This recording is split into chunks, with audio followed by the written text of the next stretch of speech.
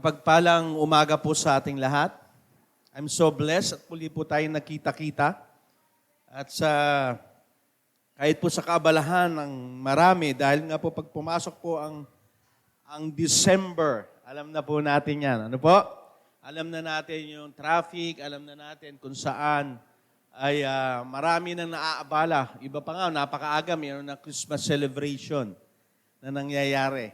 At mayroon na rin pong pagbibigay ng mga bonuses. Ayan. Sino po nakapamili na? O iba pa, hindi pa makapamili dahil wala pa ring hawak. Pero may pag-asa tayo. Amen? Meron tayong tiyak na pag-asa mula sa Panginoon. Ngayon po ay nagpapatuloy po tayo sa ating series na Sure Hope o Tiyak na Pag-asa na ating makikita po sa Colosas 1:27 na ito po ang sinasabi. Nais ng Diyos na ihayag sa atin ang dakila at kamangahamangan niyang plano para sa lahat ng tao. At ito ang lihim na plano. Si Kristo ay sumasa inyo at ito ang basihan ng pag-asa ninyo na inyo makakamtan ng napakabuting kalalagayan o kalagayan sa inaharap. Ipinapakita po dito ng Panginoon na may plano talaga ang Diyos. Makita po natin na may plano ang Diyos para sa atin. Hindi po ito basta-basta lang na naisip ng Diyos, kundi He has a plan for us. Mayroon talaga siyang plano at ang planong yun ay magbigay sa atin ng katiyakan na tiyak na pag-asa. Kasi alam po ng Panginoon na dito sa mundong ito, marami pong ginagawang kaaway upang tanggalin yung pag-asang ito. At ang Christmas ay plano ng Diyos para sa atin. Upang ibigay ang kanyang anak ng Christmas, ay magdala ng pag-asa sa atin. Magdala ng liwanag sa atin dito sa lugar na puno ng kadiliman. Kaya po pag tayo tumitingin, paggabi ng paggabi, ang nangyayaring kaguluhan, yung mga kalamidad, earthquake, bagyo, marami pa na nakakalungkot. At yan po ay hindi po yan lingid sa Panginoon. Kaya po yung Christmas, ay pagpapakita po ito ng pagbibigay niya ng plano na magbigay sa atin ng pag-asa. Alam niyo po, ang pag-asa mula sa Diyos, ito po'y katiyakan ng pag-asa na nakabatay sa ating pananampalataya. Hindi katulad po ng pag-asa sa sinasabi po ng mundo na sabi ko nga po last week, wishful thinking. Ito po'y baka, hindi sigurado. O kaya iba sasabi, sana all. Di ba yung gano'n? Pero hindi. Ang pag-asa po na galing sa Diyos, ito po ay katiyakan na pag-asa na kabatay sa ating pananampalataya at ang pangako ng Diyos at sa karakter ng Diyos. Kaya napakahalaga po na sinasabi ko every time na po tayo nagbabasa ng salita ng Diyos. Kasi hindi po natin makikita yung karakter ng Panginoon, yung pangako ng Diyos, unless hindi po tayo nagbabasa ng salita ng Diyos. Paano po natin malalaman na may pangako po sa atin ng Panginoon? Paano po natin malalaman yung kanyang karakter kung hindi po natin siya kinikilala sa pamamagitan po ng pagbabasa ng salita ng Diyos? At ang ating pananampalataya, nakaangkla nga, ito yung tiyak na pag-asa sa ating Panginoon. Kaya po, kapag po tayo nagbabasa ng salita ng Diyos, lalo po natin nakikilala ang Diyos, yung kakayahan niya, yung kaya niyang gawin. Kaya pag po tayo nagbabasa ng salita ng Diyos, marami pong karakter sa Bible na lagi na lang, ba't kaya nagawa niya yon? Kasi niya, kilala niya ang Diyos. Yung kanyang pangako ay hindi napapako. Ang kanyang sinasabi, nagkakatotoo. Kaya po siya po ay may tiyak na pag-asa mula sa Panginoon. Ano po sabi ni Andy Crouch? Sabi dito, ang isang tao po daw, human being, kailangang mabuhay ng 40 days. Kaya po daw mabuhay ang isang tao. Pero kahit wala itong pagkain. Ibig sabihin, ang tao pala, pwede mabuhay ng 40 days without food. Sabi dito ni Andy Crouch. Sabi pa dito, 4 days without water. 4 na araw walang tubig, kaya mabuhay ng tao. O 4 minutes without air. O 4 na minuto na kaya mabuhay ng tao na walang hangin. Pero sabi niya, but we cannot live for 4 seconds without hope. Hindi kayang mabuhay ng isang tao ng 4 seconds na walang pag-asa. Ibig sabihin, ganoon kahalaga ang pag-asa sa isang tao. Sino po nakakaalam po dito ng hepatitis? Alam niyo po yung hepatitis? Alam yung mga may alam sa may nagkakasakit. Alam niyo po yung hepatitis? O, di ba? Yung appendicitis. Alam niyo din po yun. Ano po yung appendicitis? Di ba yung may pumupo sa appendix, di ba? Alam niyo po ba yung gibititis? Di ba alam yun? Yan po ang madalas na sakit ng mga tao, gibititis. Anong gibititis? Give up-titis. Yung nawawala ng pag-asa. Give up na ako. Gusto ko na magpakamatay. Yan po ang madalas na sakit na hindi natin nakikita, lalong-lalo na po sa mga tao. Ayoko na sa buhay na ginto, give up na ako. Meron ka na palang sakit na gibititis. Ayoko na sa mundong ito. Ayoko na sa relasyon na ito. Ayoko na sa mundong ito. Give up na ako. Lord, magpapakamatay na ako. Kaya po, yan po ang madalas na nararanasan ng tao dito. Pag wala kang pag-asa, ano na nangyayari? Pakamatay na lang ako. Naalala ko yung sinabi ni Pastor Mike, pag tinanggalan mo talaga isang tao ng pag-asa, parang sinabi mo, magpakamatay ka na lang. Wala kang inaasahan. Pero dahil tiyak ang pag-asa mo at ito ay galing sa Diyos, ibig sabihin, anuman ang pinagdadaanan mo, anuman problema mo, anuman sitwasyon mo sa buhay, anuman kadiliman na meron ka sa iyong nakaraan, maging sa ngayon, sabi ni Lord, nothing is impossible with me. Amen? Walang imposible sa Diyos. Kaya yung tiyak na pag-asa, pag ito'y kinuha mo sa Panginoon, kahit anong sabi sa iyo ng kapwa mo at sinasabi, dinidikta na mo nung to, wala ka ng pag-asa. Imposible kang mabago. Pero pag may tiyak kang pag-asa mula sa Diyos, there is nothing impossible with God. Amen? Kaya sabi, pag sinabi mo na, hindi ko na kaya, talaga hindi po natin kaya. Hindi ko na kaya lusutan ang sitwasyon na to, yung problemang ito. Sa finances, lalo magpapasko. Pero sabi ni Lord, walang imposible sa akin. Kasi yung Diyos siya ng mga imposibleng bagay, magiging posible. At kung nagbabasa po tayo ng salita ng Diyos, hindi po natin kaya i-deny yun.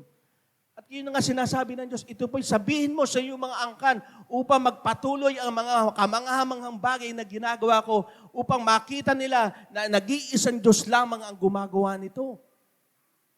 Kaya yung tiyak na pag-asa, lalong-lalo na po pag alam mo yung Diyos mo ay gumagawa ng mga imposibleng bagay. Kaya hindi po kayo magkakaroon ng gibititis. Ang mangyayari, yung give up mo, ibinibigay mo to sa Lord. Kasi alam natin, si Lord ang makikipaglaban sa anuman laban na meron ka ngayon. Tinatanong ka ni Lord, ano laban mo ngayon? Ano ngayon ang pinaglalabanan mo ngayon? Pero one thing lang, for sure, ang sinasabi ng Panginoon, there is sure hope. Amen? May tiyak na pag-asa sa Diyos. Kaya nga po ngayon, sa pagpapatuloy po ng ating mensahe, tayo pa rin po itutungo sa Lucas. Di ba, nung nakarang sino pa nakaka-remember? Kay Mary, di ba? Sabi mo sa katabi mo, Merry Christmas. Pinagtungkulan na mensahe ng Panginoon about Mary, kay Maria. At ngayon po, meron na naman.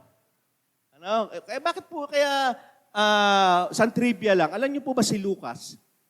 Hindi ba siya Hudyo? Hindi siya po Jews. Isa po siyang Hentil.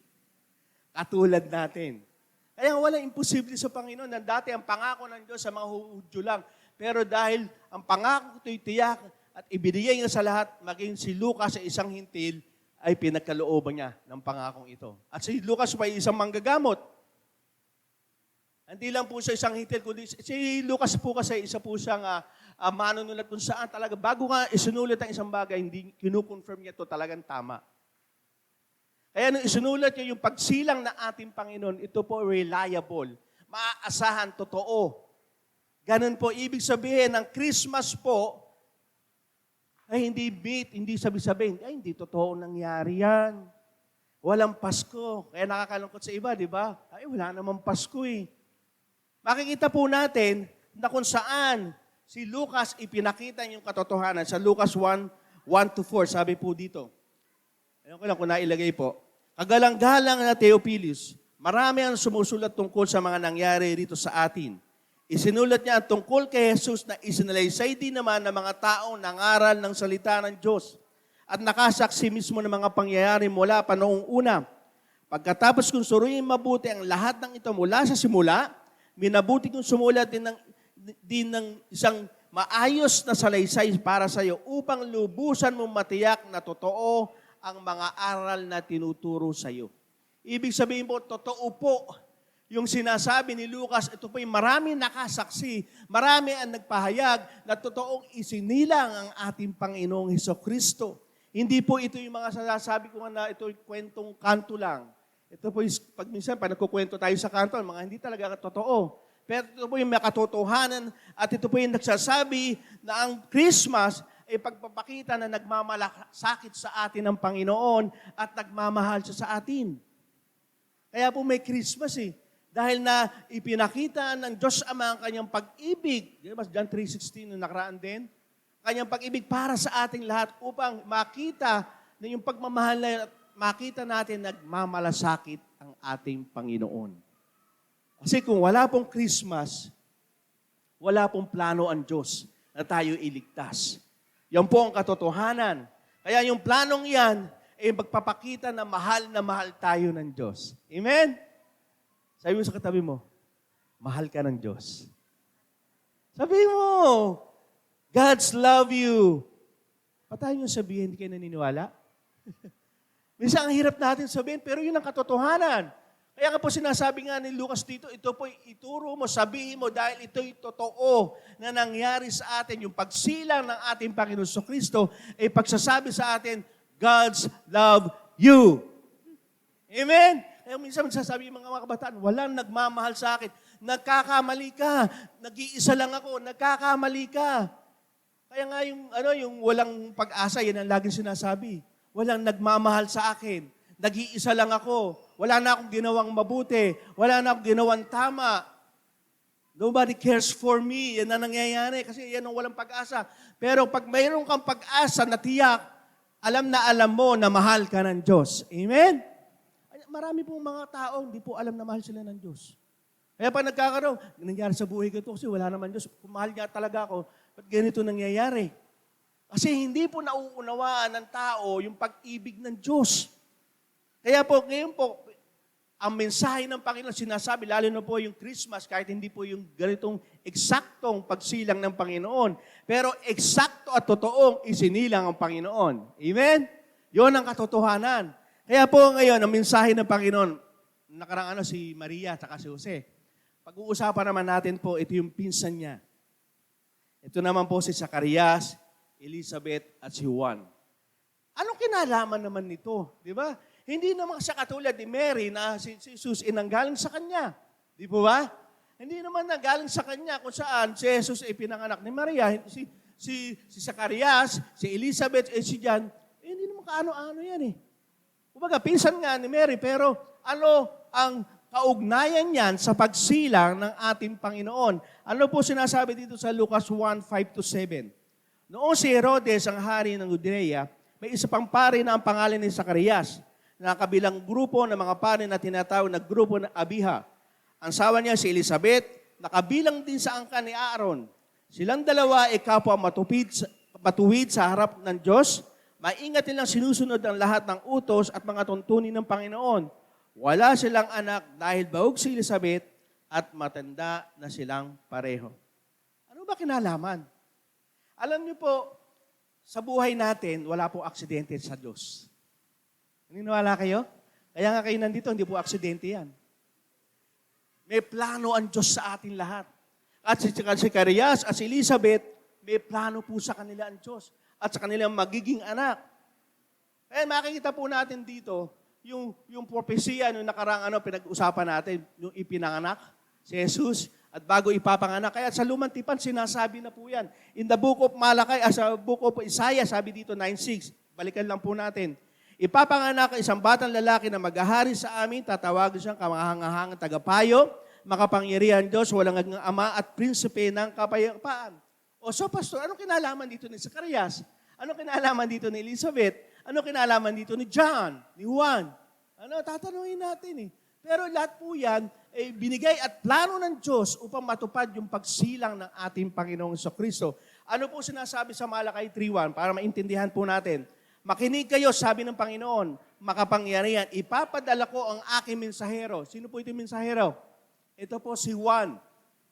Mauna siya sa iyo upang ihanda ang dadaanan mo. Sabi ng Panginoon Ama sa ating Panginoon Kristo. At ang Panginoon na inyong inihintay, biglang darating sa kanyang templo, darating ang inyong pinakahihintay na sugo na magsasagawa ng iyong kasunduan. Si Juan po na anak ni Zacarias at ni Elizabeth, siya po yung maghahanda ng daraanan ng ating Panginoong Kristo. May plano ang Diyos sa kanila. Naihanda po yung dadaanan. Si Juan ang maghahanda ng dadaanan ng ating Panginoong Kristo. Ibig sabihin, yung mga nangyayari sa atin, ay yan po ay may plano po sa atin ng Panginoon. Balikan po natin sa Lucas 1:5-7, di ba? Zacarias. Alam niyo po ba ang pangalan Zacarias? Ay meaning po ay God's remember. Naaalala ng Diyos. At yung pong Elizabeth, ano niyo po? Tinutupad ng Diyos ang kanyang pangako. Aksidente? Yung tinawag yung dalawang yon, plano po ng Diyos yun. Kaya sabi mo sa katabi mo, may plano sa iyo ang Diyos. Hindi aksidente yan. Kaya makikita natin gano'n ang wisdom ni Lord. Wala namang kinalaman si Zacarias, si Elizabeth, pero because may plano ang Diyos at ang planong yan para sa lahat nga eh. Kaya nga tayong lahat dito, mga hintil tayo eh. Pero sinama tayo sa plano ng Panginoon. Dahil sa kanyang pag-ibig sa atin. John 3:16, di po ba? Kaya ipinapakita yung planong yan na dating lihim para lang sa kanyang mga Hudyo, sa kanyang mamamayan na pinili. Pero hinayag po sa atin lahat yan. Upang makita natin that there is sure hope. Merong tiyak na pag-asa at ang pag-asang ito ay sa Diyos. Kaya po ang ating mensahe ngayong umaga, God, our sure hope. Ang tiyak na pag-asa ay ating Panginoon. Hindi ngayong mga kumakandidato. Hindi yung sa paligid mo. Miski ang pamilya mo. Miski yung karir mo. Miski yung katanyagan mo, ang power mo. Hindi tiyak ang pag-asa dyan. Ang tiyak lang ang isang Diyos na walang hanggang mabubuhay. Amen? Meron siyang tiyak na pag-asa na nanggagaling sa Kanya. Kaya po ang ating verse ay makikita po natin sa Hebreo 6:19. Ang pag-asang ito'y matibay tulad ng angkla at ito'y magbibigay ng kapanatagan sa buhay natin dahil umaabot ito sa pinakabanal na lugar. Bigyan natin ng point yung pag-asang matibay katulad ng isang angkla. Sino ba nakakita na ng angkla o yung anchor? Sa barko, sino ba nakakita na? Yung madalas sumakay ng barko. Wala po sumasakay ng barko, puro LRT na. Sino po sumasakay ng barko? Wala po ba? Ayan. Minsan nakakita mo kayo ng angkla, di ba? Alam niyo po ba ang pinakamabigat na angkla, 60,000 tons. Yan po yung angkla ng mga, may mga sinasakay na mga warship, mga panggera. Yung angkla pala, 60,000 tons. Ang bigat. At ang kadena nun, hindi mo mabubuhat mag-isa. Yung isang ganun lang chain. Mabigat talaga. Alam niyo po, ano kahalaga ng angkla? Hindi lang siya para magpatigil. Kundi ito'y pumuprotekta pag may bagyo. Para hindi po masalanta yung barko. Pag naka-angkla ito, napapa-steady nyo ng konti yung barko at hindi ito madadamage. Ganon ang ng angkla, ng uses ng angkla. Kaya hinalintulad ng Panginoon sa Hebreo, yung pag-asang ito'y katulad ng isang angkla. Ang pag-asa natin tiyak sa Diyos ay tiyak kahit sa panahon ng bagyo ng buhay mo. Amen? Kahit anong pinagdadaan mo, pag ang angklang ito na meron ka ang Diyos, hindi ka magigiba, hindi ka masisira, hindi ka dadapa, hindi ka lulugmok at hindi ka lulubog sa problema mo dahil ang pag-asa mo ay ang Diyos, ang tiyak na pag-asa mo. Amen? Amen. Kaya bakit natin si anchor of my soul? Kasi dito nakabase, ganun kaano ng pag-asa natin hinilin tulad sa isang angkla na may kapanatagan tayo na kahit ang bagyo'y umiikot sa ating paligid at hiyayanig tayo, panatag tayo. Kasi ang ating pag-asa ay ang ating Panginoon. Our sure hope ay ang ating Panginoon. Kaya nga sabi ng Panginoon, lahat maglalaho, lahat ng kaharian mawawala, pero ang kaharian ng Diyos mananatili magpakailanman. Unshakable, hindi kayang magiba o mayanig.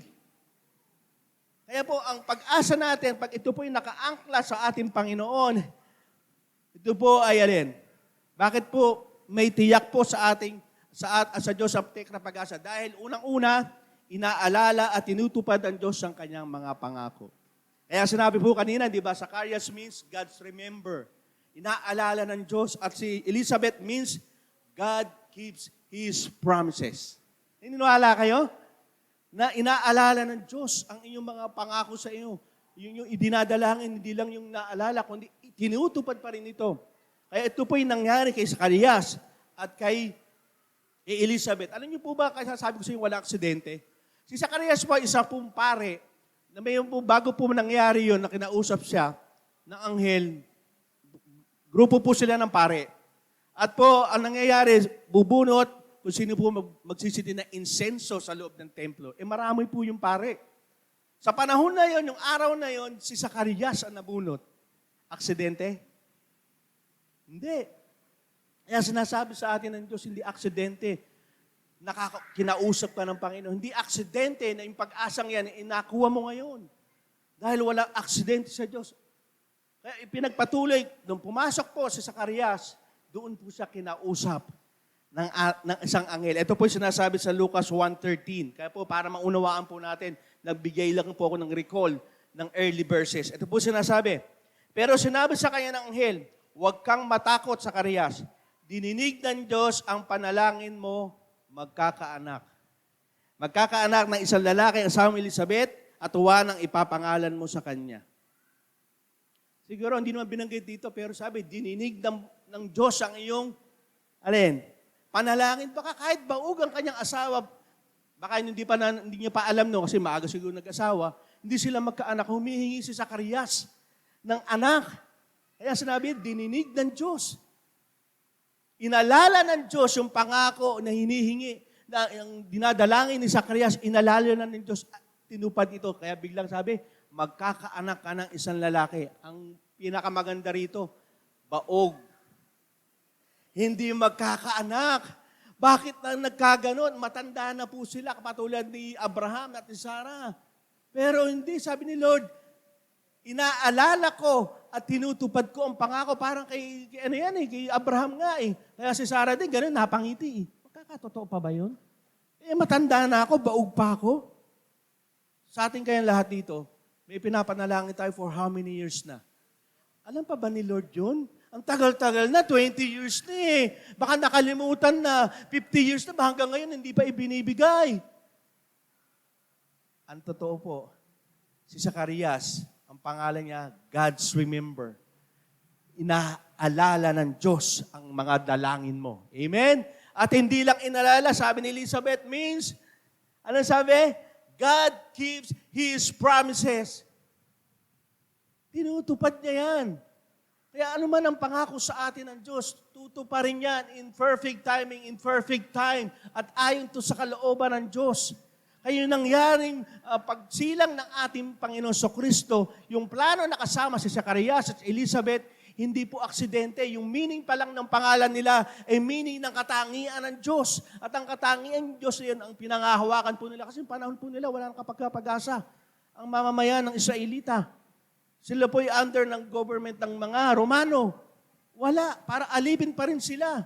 Kaya nung hinihintay nila yung the Messiah, ito yung sinasabi sa Isaias, ay gano'n na lang ang yung kasiyahan nila. Kaya nung naalala ng Diyos, yung pangako nila, Zacarias at Elizabeth, ay tuwang-tuwa sila. Bakit po ang pangako ng Diyos ay inaalala ng Diyos ang kanyang pangako dahil may kasama itong panunumpa. Di ba, minsan ang tao pag nangangako, sige, nangangako ako, pero isa hindi naman natutupad. Ay, nasabi ko ba yun? Minsan pa, lalo sa mga magulang, pag nangako sa anak, anak, hindi ko nasabi. Kaya nga sabi ng ibang anak, minsan ire-record ko para maalala mo. Para sinabi mo talaga. Di ba? Ganun ang tao. Pero si Lord, pag siya ay nag-alala o nagbigay ng pangako, ito po'y may panunumpa. Napakahalaga po ng panunumpa. Di ba, pag kayo nanonood po ng isang sa jury, sa may husgado, nanunumpa. Ikaw ba'y nanunumpa na magsasabi ng pawang katotohanan lamang, mga ganon? Para sinasabi mo, ito po ay para sa aking buhay. Sinasabi ko po ito po ito. Okay? Ano po sinasabi sa Hebrews 6:17? Ginawa rin ng Diyos noon ang mga taong pinangakuan niya, ipinakita niya sa kanila sa pamamagitan ng panunumpa, sa tutuparin niya ang pangako niya. Ang maganda rito, pag si Lord ang nangako at nanumpa, nakasalalay po dito yung kanyang pangalan. Diyos siyang makapangyarihan sa lahat. Tapat siyang Diyos. Diyos na gumagawa ng mga imposibleng bagay, kaya ganun siya manumpa. Kaya pag siya'y nanumpa sa mga pangako niya sa atin, tiyak itong magkakatotoo kasi nakasalalay po dito ang kanyang pangalan. Naalala ko po si Moses dahil sa galit po ng ating Panginoon Diyos Ama sa mga Israelita dahil sa kanilang pagsuway, dahil sa kanilang pagrebelde, ang sabi ng Panginoon, papatayin ko na lang silang lahat. Kayo na lang ititira ko si Aaron at si Moses. Ang sabi ng Panginoon. Pero ang sabi ni Moses, Panginoon, ano lang sasabihin ng ibang bansa? Sa pangalan mo, di ba mabuti kang Diyos, makapangyarihan kang Diyos, mabuti kang hukom, patas ka. Kaya pag nanumpa po ang Panginoon, nakasalalay po dito ang kanyang pangalan. Amen? Kaya inaalala niya at tinutupad niya ang kanyang pangako dahil nanunumpa siya rito. Ibig sabihin, nakasalalay ang pangalan ko rito, anak. Ano man yung pangako ko sa iyo, nakasalalay yung pagiging Diyos ko dyan. Hindi ka ba maniniwala? Hindi mo maaangkin ito bilang iyong tiyak na pag-asa? Kung alam mo ang Diyos na nanumpa sa iyo ay tunay na Diyos at makapangyarihan sa lahat, magkakatotoo ito at ibibigay niya ito sa iyo. Amen? Amen. Sino naniniwala, makakamit mo yung pangako sa iyo ng Diyos? Amen. Kasi nanunumpa siya. Hindi lamang siya nagsalita na, okay, gagawin ko yung pangako. Hindi, may panunumpa. At sabi pa dito, inaalala ng Diyos ang kanyang pangako dahil hindi siya nagsisinungaling. Ayun ang mga, kasi tapat sa Diyos. Ano po sabi dito sa Hebreo 6:18?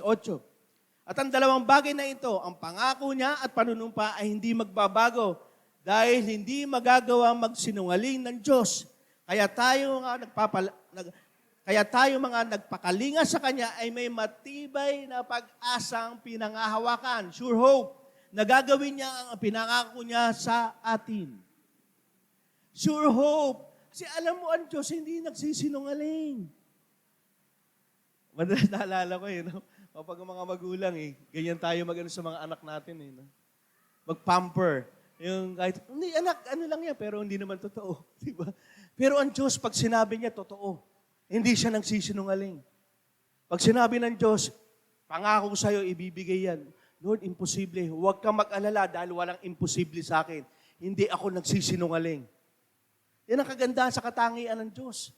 Yung inalala niya yung mga dinadalangin, at tutuparin niya yung pangako, alam mo mangyayari because of what? Kasi tapat siyang Diyos. Pag sinabi niya yung gagawin niya yun. Pag sinabi niya yung mangyayari yun. Naalala ko po, yung namatay na si Moses. Si Puli tatawid po sa Ilog Jordan. Hindi di ba, ibig sabihin ng ilog ng pababa. Kasi nga, umaagos May elevation. Sabi ng Diyos, Ama, sige, tatawid kayo dyan. Pahihintuin ko yung tubig sa taas at ibababa. Basta dumaan lang kayo, pangunahin niyo yung banal na kahon. Yan po mauuna yung mga pare. Si Joshua na po ito, wala na po si Moses kasi namatay na. Tatawid po sila.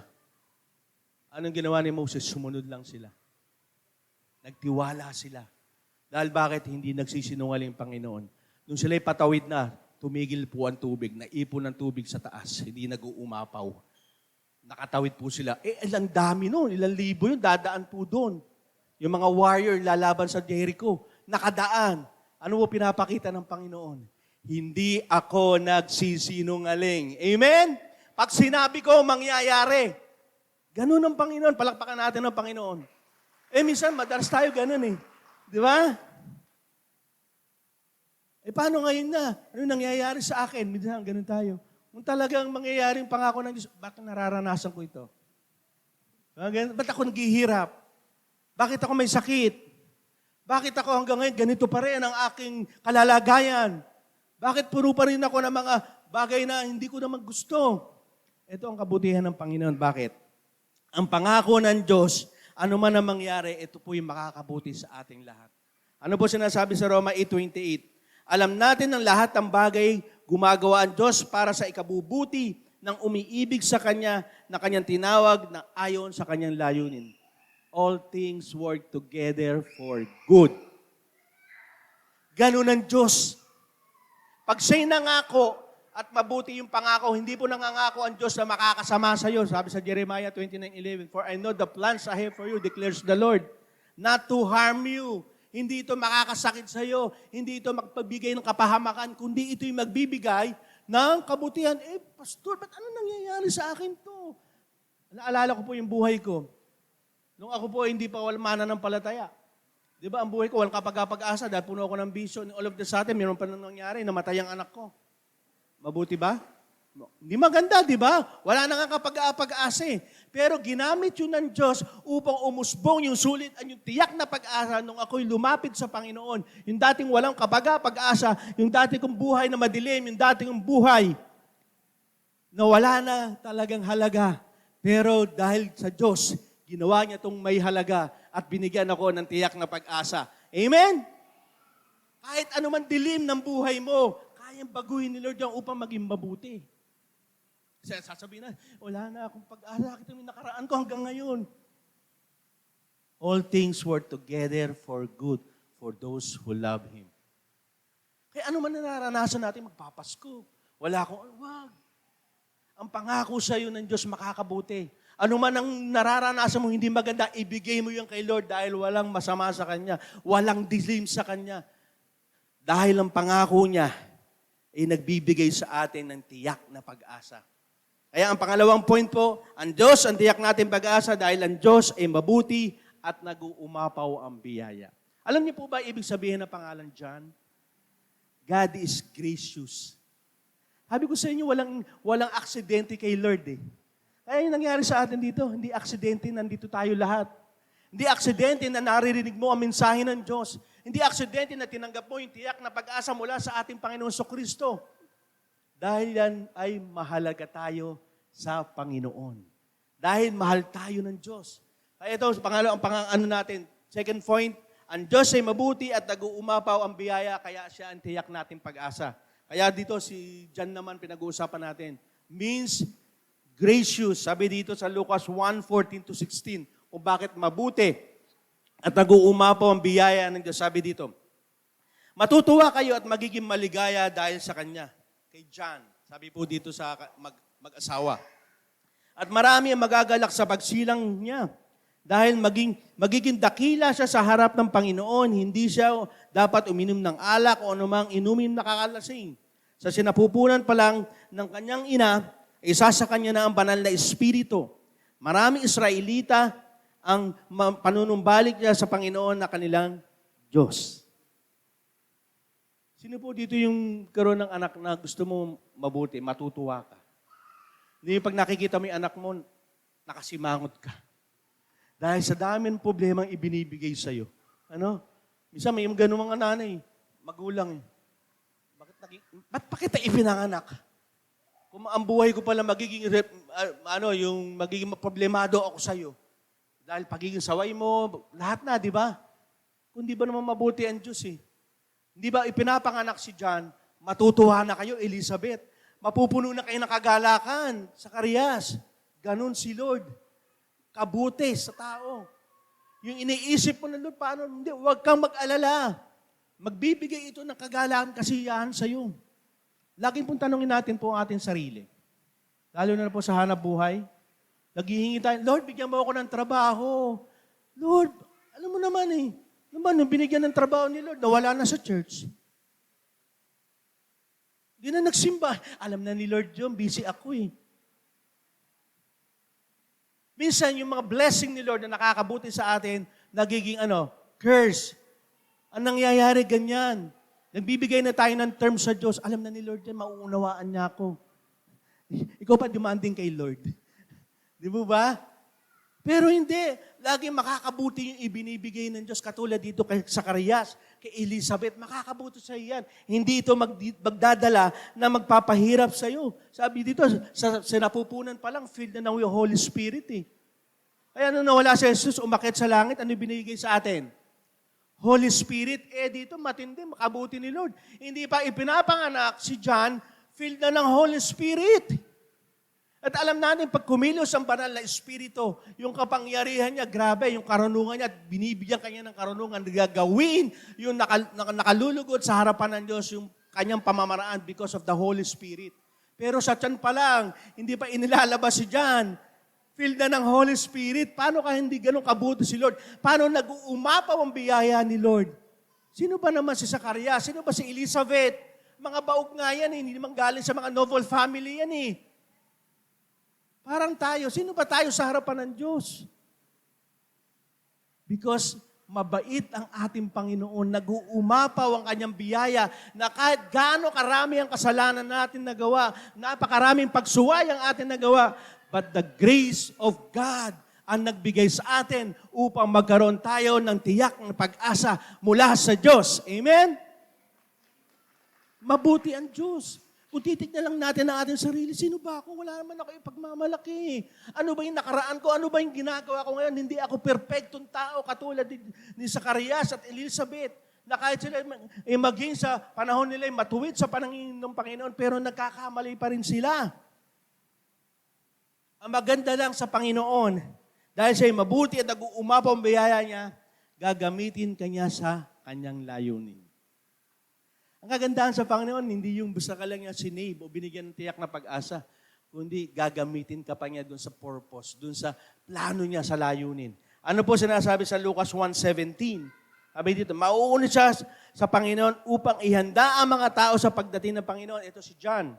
Gagawin niya ito sa tulong ng banal na Espiritu at sa pamamagitan ng kapangyarihan tulad kay Elias noon, tuturuan niya mga magulang na mahalin ng kanyang mga anak at ibabalik niya sa matuwid ang pag-iisip ng mga tao masuwayin sa Diyos. Si John, nasa sa napupunan pa lang may plano sa iyo. May plano na ang Diyos sa kanya. Parang sinasabi sa atin ngayon, may plano ang Diyos sa iyo. At ang iyong plano na yun, dahil mabuti siya, hindi ka mapapasama. Ang nakakalungkot lang, ayaw natin sa plano ng Diyos. Ang KLJ ni Lord, puro lang pagiging makasarili, parang gusto lang siya ang sundin. Di ba? Gusto siya lang ang maging maligaya. No. Alam niyo po ba kung bakit gusto ni Lord na siya lang natin ang sundin natin? Once na sinunod natin ang ating sarili, higit pa sa Diyos, mapapahamak ka. Hindi pwedeng hindi. Kaya ganun na lamang. Ako po, nung nagbabasa, bago pa lang po ako nung Kristiyano noon, sabi ko, si Lord, napaka-KJ. Makasariling Diyos. Bakit lagi nang iniisip, ako sundin nyo. Ako bigyan nyo ng karangalan. Sumunod kayo sa pamamaraan ko. Huwag kayo sa pamamaraan ng sarili nyo. Bagay sa sarili natin.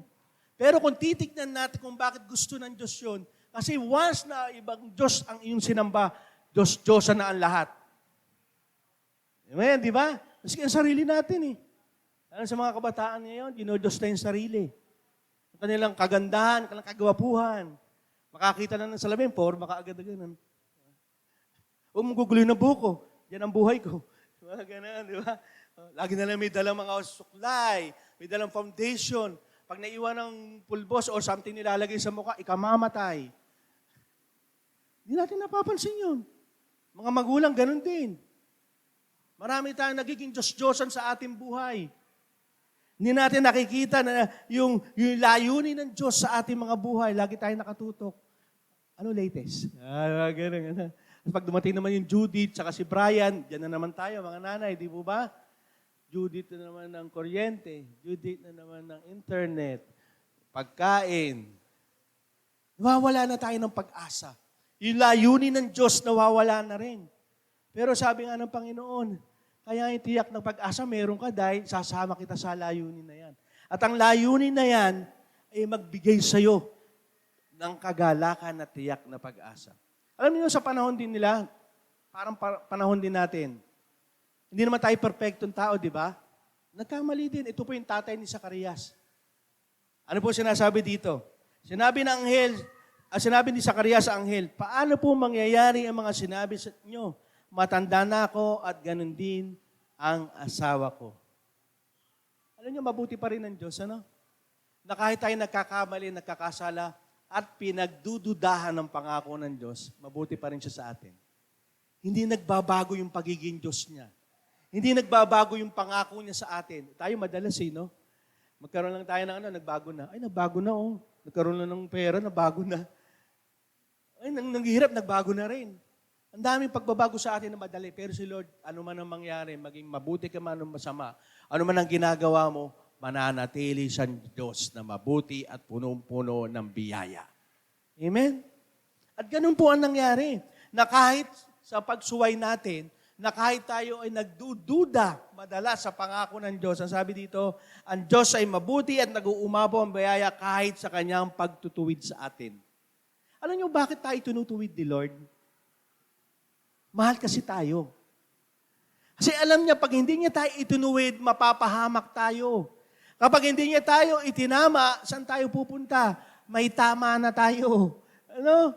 Kaya gusto nga ni Lord yun eh. Dahil mahal niya tayo. At minsan tayo, mga anak dito, di ba? Mga kabataan, ayaw nila i-disiplinahin sila. Ayaw nila tinutuwid sila. Pero sinasabi ng Diyos, di ba sa Biblia, kaya kanya itinutuwid yung anak dahil mahal tayo ng Diyos. Dinidisiplina tayo dahil mahal tayo ng Diyos. May nabasa nga ako, isang pastor nagsabi, kung bibigyan kita ng Ferrari, kukunin mo? Mga anak, mga magulang, pag bibigyan ko kayo ng Ferrari, kukunin niyo po ba? Walang gusto niyo Ferrari? Mustang, yung sports car. Baka pag binigyan ko kayo, yung mga mamahaling mga sasakyan. Tesla, yan. Sino may gusto? Parang ayaw niyo maniwala, dahil hindi ko talaga ibibigay sa inyo. Halimbawa kayo naman, sumakay naman kayo. Okay, halimbawa bigyan ko kayo ng Ferrari. May tinanong ko, bata, kabataan. So may pastor. Bigyan ka ng Ferrari pero walang preno. Gusto mo? Sabi, hindi pastor, hindi pwede. Ferrari, walang preno. Paano mangyayari? Madidisgrasya ako. Ganon ang disiplina. Kapag hindi ka dinisiplina ng magulang mo, maging ang Diyos, ano mangyayari sa atin? Magkakras tayo. Ang gusto natin mag-drive na sarili natin buhay. Kaya yung preno, yan po yung nagpapakita ng disiplina ng Diyos. Disiplina ng magulang, makinig kayo mga kabataan. Kung walang disiplina, crash kayo, mamamatay kayo, mapupunta kayo saan? Aksidente. At ganyan po ang sinasabi ng Panginoon. Dahil mabuti siya, punong-puno ng biyaya, dinidisiplina tayo, nire-rebuke niya tayo. Kaya gano'n si Zacarias. Zacarias, binigyan na nga kita ng pangako ko sa iyo. Tiyak ito, pinagdududahan mo. Kaya nga po dito, makita natin ang biyaya ng Diyos ang nagtuturo sa atin na talikuran ng kasamaan. Kaya ang Diyos yung biyaya niya nandun Yung pagtutuwid niya nandun. Bakit? Kaya tayo nabubuhay. Kaya tayo nagiging matuwid because of the grace of God. Hindi sa sarili yung sabi sa Ephesians 2:8-9, di ba? Not for your works, kundi by grace of God. Upang wala tayo maipagmalaki. Ito po ang sinasabi sa Tito 2:11-12.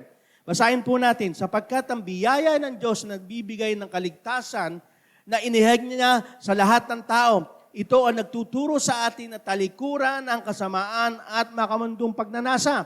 Ano po daw nagtutulak? Ang biyaya ng Diyos, hindi ang sarili mong karunungan o kakayahan. Kaya mamuhay tayo sa mundong ito ng maayos, matuwid, at maka-Diyos habang hinihintay natin ang napakagandang pag-asa na walang iba kundi ang maluwalhating pagbabalik ng ating dakilang Diyos at tagapagligtas na si Hekso-Kristo. Naalala ko lagi ko sinasabi, Lord, gusto ko mabago. Gusto ko ng talikuran ng aking mga kasamaan. Pero 1 week lang. Nakaranas po ng ganun. Kaya nauso yung kantang gusto kong bumait pero hindi ko magawa. Kasi nga umaasa tayo sa sarili natin lakas. Lord, gusto ko na mabago, tanggalin. Gusto ko matanggal to pero hindi ka umaasa sa biyaya ng Panginoon. Kaya nung tinanggap mo si Jesus, yung tayak na pag-asa ng ating Panginoon sa Kristo, unang tinanggap mo ang biyaya bago yung mabubuting gawa Nagawa mo yung mabubuting gawa, naging matuwid ang pamumuhay mo, naging maayos ang pamumuhay mo, naging makadiyos ka sa pamamagitan po ito ng biyaya ng Diyos.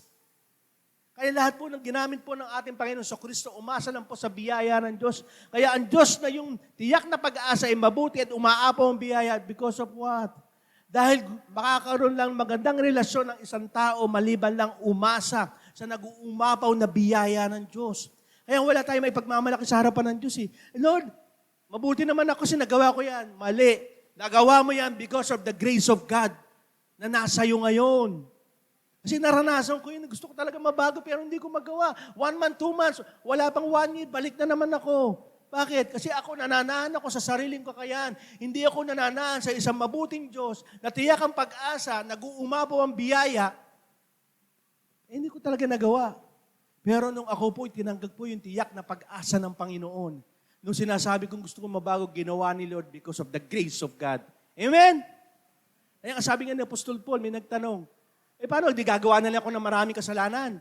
Kasi nag-uumapaw na ng biyaya ng Panginoon.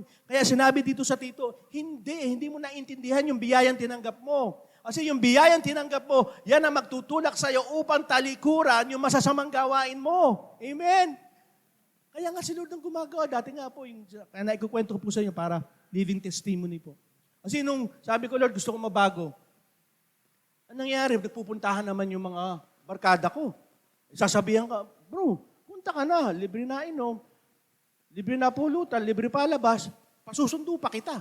O, sino aayaw? Tusi pa ako noon. Di ba? Pero nung ako'y pumasok sa biyaya ng Diyos, ano yung ginawa ni Lord? Sabi ko, Lord, hindi ko kakayanin to. Totoo yun. Lahat ng mga barkada ko, nagsiwala. Iba, namatay na. Hindi ko sinabi pong pinalalain ko sila para mamatay, kundi si Lord ang kumilos, ang biyaya ng Diyos ang kumilos para maging matuwid ka upang yung layunin ng Diyos at makita mo mabuti ang Diyos at nag-uumapaw ang biyaya niya. Amen? At ang tiyak na pag-asa nasa Kanya. Kaya sabi ko sa inyo, may pag-asa po sa pamilya mo, natay mo. Naku, Lord, 20 years nang pinagpipray ko to. Huwag kang magnawang ipanalangin. Dahil walang imposible sa Diyos. May isang pastor 20 years nang pinagpipray yung kanyang tatay. Within 20 years, tumanggap ang tatay niya. Inaalala ng Diyos, mabuti ang Diyos, tapat ang Diyos sa kanyang pangako. Okay? Kaya makikita po natin dito yung ang Diyos talaga ang tiyak natin pag-asa. Hindi po yung susunod na uupo ng mga senator. Ipag-pray po natin sila. Kaya po ako sa inyo, hindi po ako nagsabi na sino iboto nyo. Hindi. Ang ibinoboto ko yung pamamaraan ng Diyos. Upang sila ay gamitin ng Diyos. At sa ating lahat, marami tayong hinihingi. May pangako ang Diyos sa iyo, ba't hanggang ngayon, Lord, hindi pa binibigay? Sabi din ng Panginoon, hindi late ang pangako sa iyo. Baka meron pa. Kaya hindi niya pa ibinibigay kasi pag binigay niya sa ito, baka nga makasama sa iyo, ayaw ni Lord yun. Kasi mas mahalaga ka na makasama ka doon sa eternity kaysa yung pansamantala lang na hinihingi natin sa Panginoon. Lalo ngayon magpapasko. Di ba? Lord, di ba? Hindi naman po masama. Kaso nga lang kung ito po ang nangyayari, tiyak mo, ito na yung pag-asa mo para kayo sumaya, hindi po kayo sasaya. Sabi ko po sa inyo, ako po naranasan ko na po yan. Na ang kasiyahan ko sa mga material things, ang kasiyahan ko sa mga kasiyahan ng mundong ito, pero naghahanap pa rin ako. I'm longing for something. At yung natagpuan ko, yung tiyak na pag-asa. Lalo kong minahalan Diyos. Lalo kong sinambaan Diyos.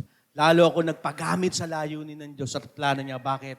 Ang sabi ng Diyos, hindi kita iiwanan ni pababayaan man lang for eternity.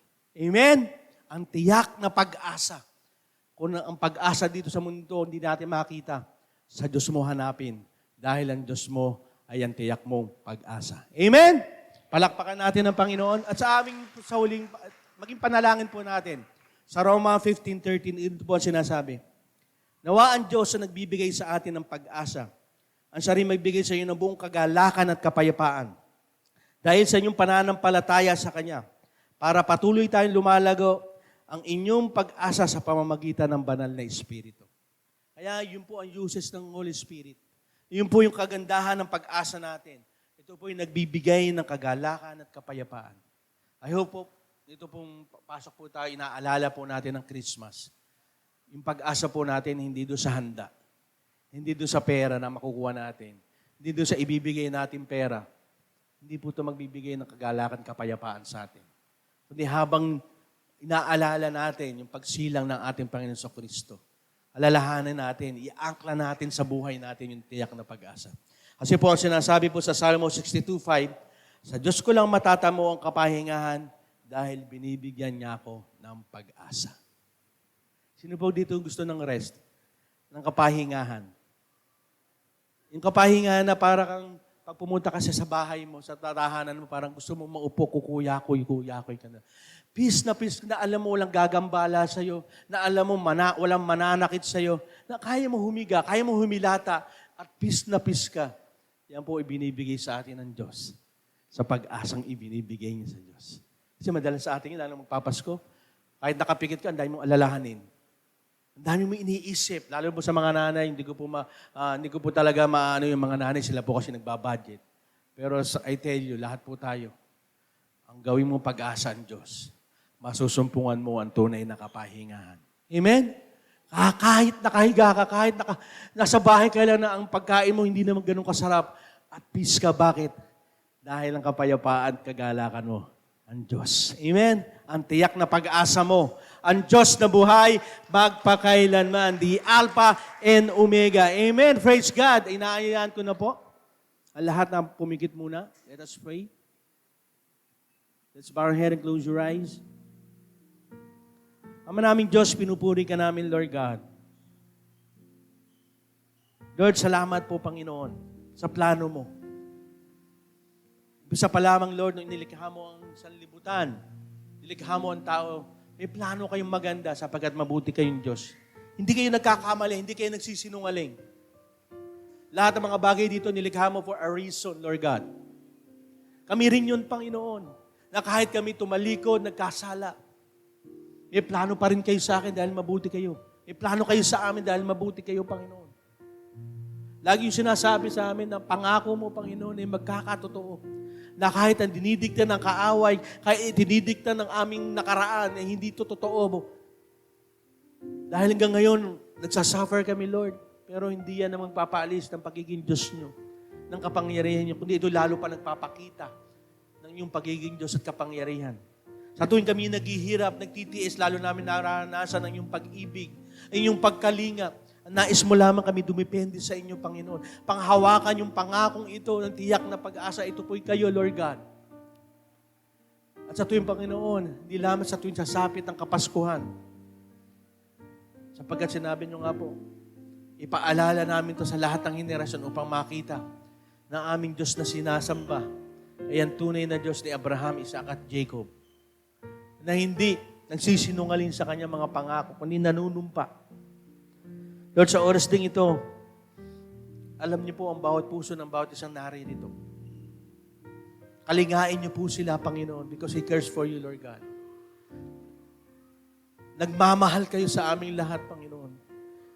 Hindi dahil kami, Panginoon, may mabuting ginawa, kundi kahit maging kami makasalanan pa, minahal mo na kami. Lord, ipakita mo, iparanas mo ngayon sa umagang ito, Lord God, yung kapahingahan na ito. Na kahit kami narito, Panginoon, na napupuno na kami, nagdadrain na kami, Panginoon, pagod na. Pero Lord, sinabi mo yung pag-asa ay nagbibigay ng kapahingahan. Lord, sa oras na ito, inaangkin namin ang kapahingahan ito dahil kayo ang aming tiyak na pag-asa. Lord, magkakaroon kami ng kapayapaan, kagalakan sa presensya mo. Hindi lamang sa bulwagang ito, maging Lord, pag uwi namin ng tahanan, Panginoon, ranas na ranas namin ang kapangyarihan nyo. Ang pagtulong ng banal na Espiritu na nako-comfort sa amin. Na ang tunay na pag-asa, hindi namin kunin sa lahat na nakapaligid sa amin. Kundi sa aming pananampalataya sa inyo. Sa inyong pangako at karakter mo, Panginoon, na sinasabi ng Biblia. Lord, tulungan mo kami na laging umasa, dumipende sa inyo. Sapagkat, Lord, lahat ng bagay dito sa mundong ito, walang halaga sa inyo. Ang mahalaga lang sa inyo, ang aming pananampalataya at pagtitiwala sa inyo. Ang pag-asang ito, isang angkla na tunay na nagbibigay sa amin ng kapanatagan sa lahat ng oras. Lord, salamat po, pinupuri ka namin. Ito po ang aming dalangin sa pangalan ni Jesus. Amen. Amen. Palakpakan po natin ang Panginoon. Sa